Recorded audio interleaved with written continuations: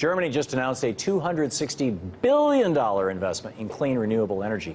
It's the largest investment in energy that nation has made since World War II. What prompted this massive investment in clean energy? It was the decision to completely ditch nuclear power over the next decade after seeing what happened in Japan with the Fukushima nuclear disaster. A disaster that is still ongoing. More than a year into the nuclear crisis of Fukushima, radiation levels have now reached their highest point yet within Reactor 2 at the crippled plant. At 10 times the immediate lethal dose, TEPCO is scrambling to find new robots and equipment that can sustain the radiation to locate and remove melting nuclear fuel. That's right, the current robots and equipment can't work within such a highly radioactive environment. That's how bad the situation is. To make problems worse, levels of water within the reactors needed to keep the cores from melting down are getting dangerously low. So what does all this mean? And just how closely should lawmakers who are addicted to nuclear power here in the United States be watching? Kevin Kamps joins me now. He's the radioactive waste watchdog at Beyond Nuclear. Kevin, welcome back. Thank you.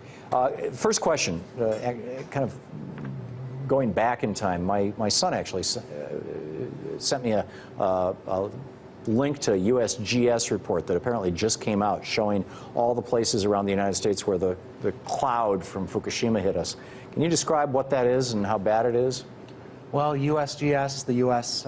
Geological Survey, has a monitoring network for radioactivity falling out from the atmosphere in rain into the drinking water supply.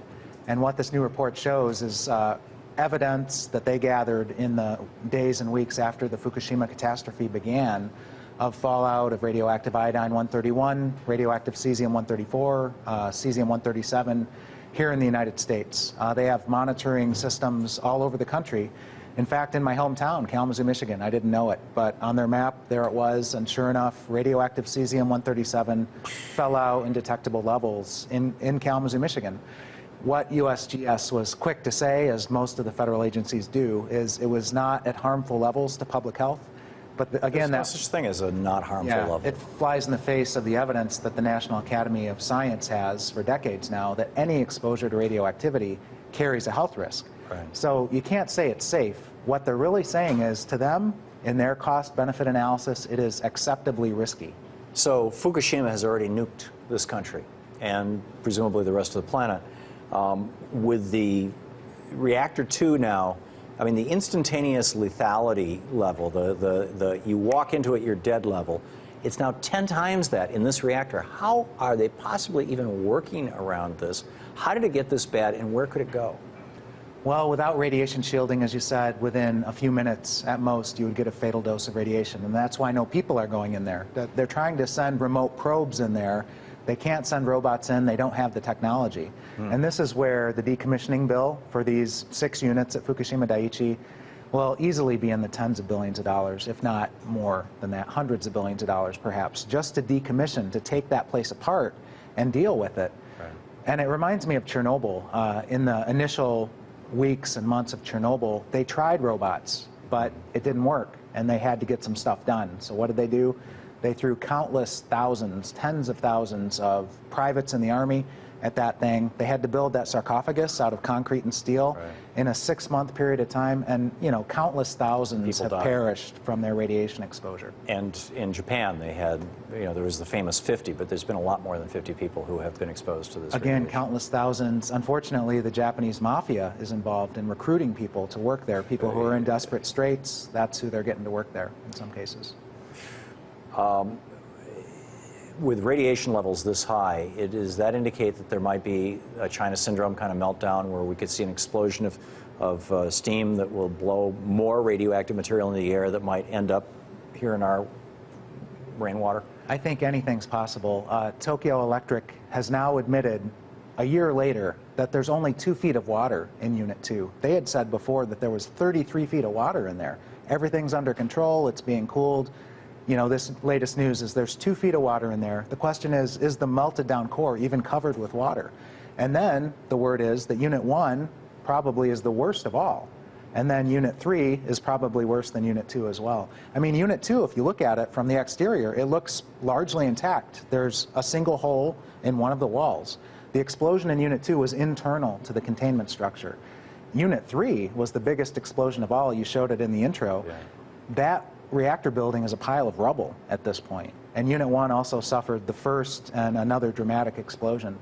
So the situation is anybody's guess. Tokyo Electric, you know, the Japanese public's attitude is, are their lips moving while they're lying then towards Tokyo Electric and the federal government of Japan? Some good news is the Prime Minister of Japan, who was serving when the catastrophe began and was quickly ousted some months later, Khan, he's now devoting himself to anti-nuclear activism. He wants to abolish nuclear power in Japan. And in fact, out of the 54 atomic reactors in Japan, there's a single one operating right now. And it's going to shut down in May for maintenance. And the thing is, the local governments are saying, no, you cannot restart these plants. And the federal government is trying to restart them. So it's a dramatic struggle to keep these things shut down. And it raises the question, if they're all shut down and the lights are still on, then why do we even have them? Right. Right. And, well, because somebody sold them the bill of goods, you know, the same bill of goods that we got sold back in the 60s. And so what should our viewers be keeping an eye on with regard to Fukushima? Any danger to the United States, danger to the Japanese people in Japan? You know, I mean, given that the winds come this way. One of the biggest risks at Fukushima Daiichi is Unit 4, the storage pool for high-level radioactive waste. Right. The entire building is listing, including the pool. So what they have is steel jacks under the pool to try to keep the floor from falling out or the pool from tipping over.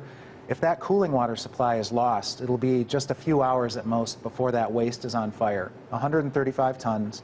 Outside of any radiological containment, those would be direct releases into the environment. 100% of the radioactive cesium-137 could be released to the environment in those flames and in that smoke.